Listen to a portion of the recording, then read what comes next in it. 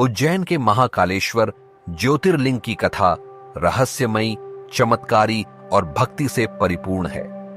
महाकाल, जो काल के भी काल हैं, स्वयं भगवान शिव का वह स्वरूप है जो समय, मृत्यु और संहार पर भी नियंत्रण रखते हैं। इस कथा में धर्म, भक्ति, दुष्टता पर विजय और भगवान शिव के असीम कृपा का वर्णन है। इस कहानी की शुरुआत होती है प्राचीन काल में उज्जैनी, वर्तमान उज्जैन से, जो विद्या, धर्म और तपस्या का प्रमुख केंद्र था। यहां के राजा चंद्रसेन एक महान शिव भक्त थे। वे भगवान शिव का नित्य पूजन करते और उनकी भक्ति में लीन रहते थे।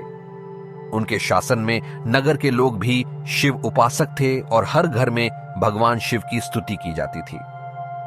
एक दिन एक ग्वाले का पुत्र श्रवण उज्जैनी आया। वह एक निर्धन परिवार का था, लेकिन उसमें ईश्वर के प्रति अटूट श्रद्धा थी। उज्जैनी में उसने राजा चंद्रसेन को शिव की भक्ति में डूबे हुए देखा और स्वयं भी भगवान शिव की पूजा करने का संकल्प लिया। लेकिन उसके पास न तो सोने चांदी की मूर्ति थी, न कोई धन जिससे वह मंदिर जाकर पूजा कर सके। उसने नदी किनारे से मिट्टी ली और स्वयं अपने हाथों से एक छोटा सा शिवलिंग बना लिया। वह प्रेम और श्रद्धा से उस मिट्टी के शिवलिंग की पूजा करने लगा। वह रोजाना वही करता, उसे फूल चढ़ाता, नदी के जल से अभिषेक करता और भक्ति में लीन हो जाता। श्रवण की यह अटूट भक्ति भगवान शिव तक पहुंच गई। भगवान शिव अपने भक्तों की भक्ति के वशीभूत होते हैं।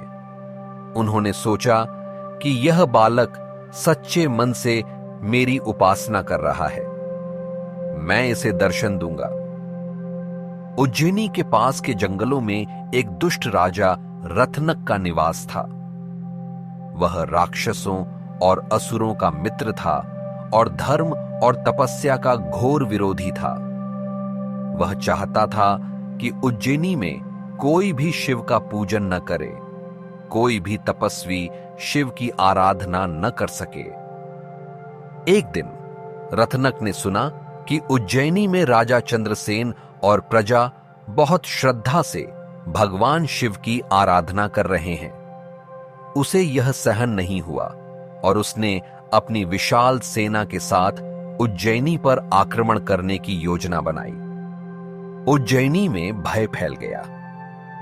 नगर के लोग शिव मंदिर में प्रार्थना करने लगे कि भगवान उनकी रक्षा करें। राजा चंद्रसेन स्वयं शिव मंदिर में जाकर भगवान से प्रार्थना करने लगे। इसी समय श्रवण भी अपने छोटे से मिट्टी के शिवलिंग के सामने बैठा हुआ प्रार्थना कर रहा था। उसने अपने भोलेनाथ से कहा, हे प्रभु, आप तो त्रिलोकपति हैं, उज्जैनी संकट में है, कृपा करें और हमारी रक्षा करें।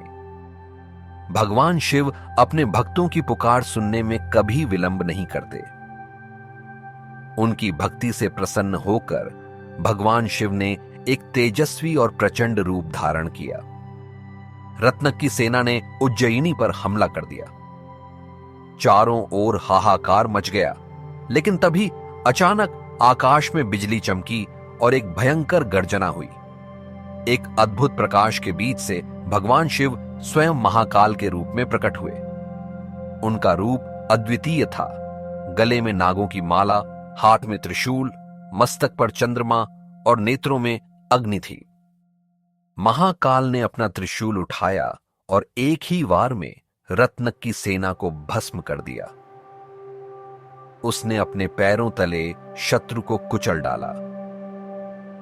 यह देखकर नगर के लोग भगवान शिव के जयकारे लगाने लगे। जब उज्जैनी के नागरिक और राजा चंद्रसेन भगवान शिव के इस अद्भुत रूप को देख रहे थे, तब सभी ने मिलकर भगवान से प्रार्थना की, हे प्रभु, आपने हमें संकट से मुक्त किया। हम चाहते हैं कि आप सदैव हमारी रक्षा करें। भगवान शिव ने भक्तों की भक्ति से प्रसन्न होकर कहा, मैं यहां सदैव निवास करूंगा और महाकाल के रूप में हर युग में अपने भक्तों की रक्षा करूंगा। इसके बाद इस पावन स्थान पर महाकालेश्वर ज्योतिर्लिंग की स्थापना हुई। महाकालेश्वर ज्योतिर्लिंग अन्य सभी ज्योतिर्लिंगों से भिन्न है क्योंकि यह दक्षिण मुखी है, अर्थात इसका मुख दक्षिण दिशा की ओर है, जो कि मृत्यु के देवता यमराज की दिशा मानी जाती है। भगवान शिव ने वरदान दिया कि जो कोई भी श्रद्धा से उनकी पूजा करेगा वह काल मृत्यु के भय से मुक्त रहेगा। महाकालेश्वर मंदिर की सबसे प्रसिद्ध परंपरा भस्म आरती है। यह एक विशेष प्रकार की आरती होती है जिसमें भगवान शिव को चिता की भस्म से अभिषेक किया जाता है। कहा जाता है कि यह आरती इस तथ्य की प्रतीक है कि शिव संहार के देवता हैं और मृत्यु को भी अपने नियंत्रण में रखते हैं। भक्तों का विश्वास है कि जो इस आरती में सम्मिलित होता है उसे मृत्यु का भय नहीं रहता और वह मोक्ष की ओर अग्रसर होता है। महाकाल केवल उज्जैनी के नहीं बल्कि समस्त ब्रह्मांड के स्वामी हैं। उनकी भक्ति करने से भक्तों को काल का भय नहीं सताता। समय भी जिनके आगे झुकता है वे स्वयं कालों के भी काल महाकाल हैं। कई भक्तों ने महाकाल की चमत्कारी कृपा का अनुभव किया है। ऐसा माना जाता है कि जब भी उज्जैन पर कोई संकट आता है, भगवान शिव स्वयं किसी न किसी रूप में प्रकट होकर अपने भक्तों की रक्षा करते हैं। महाकाल की यह कथा हमें सिखाती है कि सच्ची भक्ति कभी व्यर्थ नहीं जाती। जो भक्त श्रद्धा से भगवान शिव की पूजा करता है उसे किसी भी प्रकार का भय नहीं सताता। समय और मृत्यु भी उनके नियंत्रण में रहती है। यह कहानी हमें यह भी बताती है कि जब जब अधर्म बढ़ता है तब तब भगवान स्वयं प्रकट होकर धर्म की स्थापना करते हैं। रत्नक जैसे असुरों का अंत करना और उज्जैनी की रक्षा करना इसी सिद्धांत का प्रमाण है। भगवान शिव की भक्ति से हर प्रकार के संकट टल सकते हैं। उनकी शरण में जाने वाला व्यक्ति काल के भय से मुक्त हो जाता है और मोक्ष की ओर बढ़ता है। आज महाकालेश्वर मंदिर केवल एक धार्मिक स्थल नहीं बल्कि एक ऊर्जा केंद्र है, जहां हर वर्ष लाखों श्रद्धालु आते हैं और महाकाल की भक्ति में लीन हो जाते हैं। कहा जाता है कि यहां आकर जो सच्चे मन से प्रार्थना करता है उसकी हर मनोकामना पूर्ण होती है। महाकालेश्वर की भस्म आरती में सम्मिलित होना जीवन का एक दुर्लभ अनुभव होता है। काल भी जिनके आगे नतमस्तक होता है वे हैं स्वयं महाकाल। जो महाकाल को अपनाता है वह काल से परे हो जाता है। महाकाल की कृपा सभी भक्तों पर बनी रहे और वे काल के भय से मुक्त होकर मोक्ष प्राप्त करें। ऐसे और वीडियो देखने के लिए चैनल को सब्सक्राइब करें।